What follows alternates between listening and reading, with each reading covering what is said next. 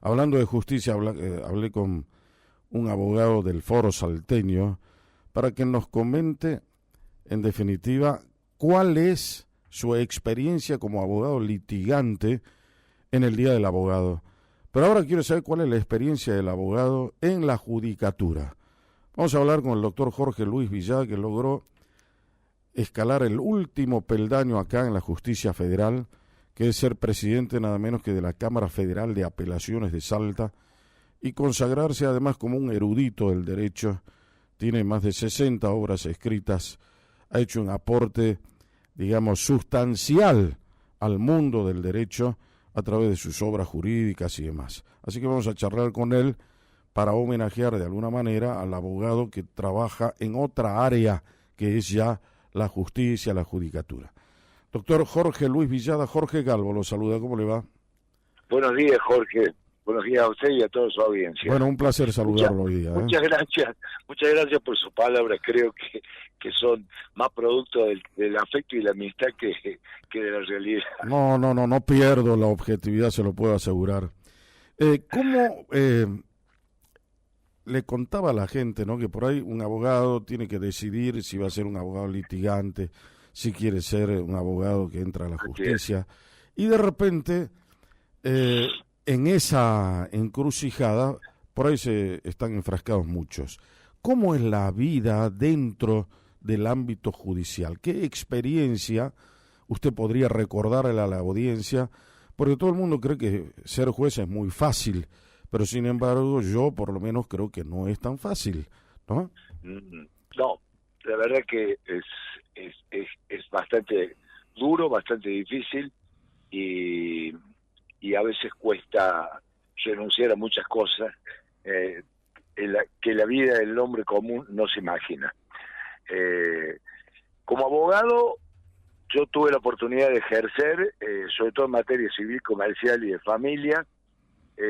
Podía manifestarme libremente, tenía negocio, en fin, tenía una vida totalmente independiente, absolutamente independiente. Sí. Se entra a la justicia con posterioridad por vocación, obviamente, y bueno, ahí empiezan grandes limitaciones que tienen los jueces, o los magistrados en general. Restricciones que tiene un juez.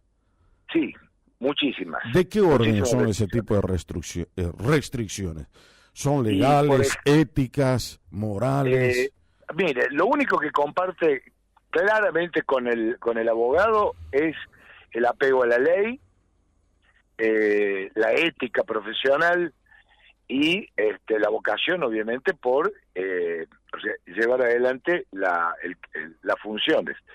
Pero por supuesto, mantener el espíritu crítico y la independencia. Pero después el abogado tiene ya otras obligaciones.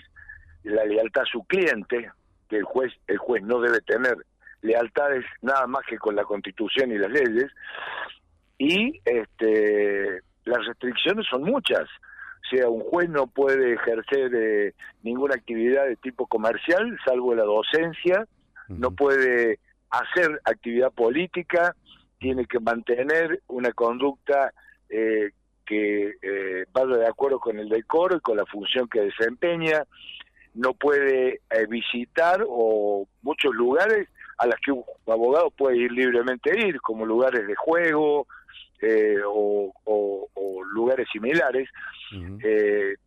Y lamentablemente una de las cosas que yo más sentí, y que creo que le hemos sentido todos los jueces, es que uno en la justicia está solo. ¿Qué significa eso? A la hora de decidir está solo con su conciencia, con sus conocimientos. Y no trabaja, por ejemplo, en equipo, que esté el secretario del juzgado.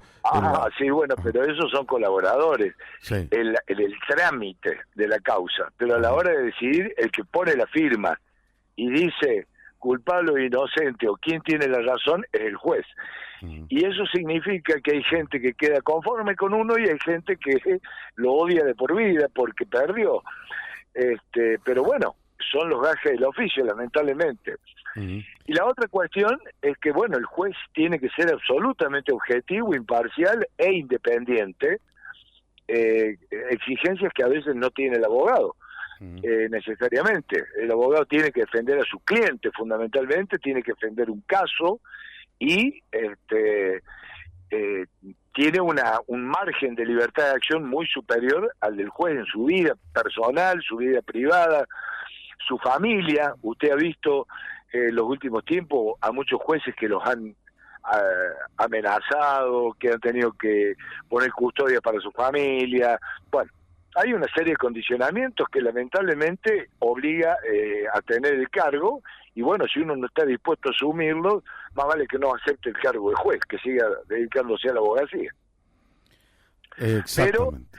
Ahora, por otro lado, Jorge, en ambos casos, tanto el abogado cuando logra un resultado favorable para su cliente, como el juez cuando logra resolver un conflicto y le da paz a la sociedad y logra aplicar la ley o hacer justicia, como podríamos decir vulgarmente, bueno, ahí están las satisfacciones del juez, ahí está el cumplir con su deber del mejor modo posible. ujú, Y también siente el dolor de cuando se equivoca, cuando yerra, cuando no logró resolver un conflicto definitivamente, o a veces en algunos fueros como el de familia o el de menores, situaciones que son a veces muy desgarradoras, en las que el juez tiene que decidir a quién entrega un hijo, o a quién le quitan la tenencia de un hijo. Son situaciones, son duras, son difíciles, y el juez no tiene con quién quejarse ni con quién compartirlas. O sea, uno se queda con muy pocos amigos. Cuando es juez, a veces no tiene más de 3 o 4 amigos.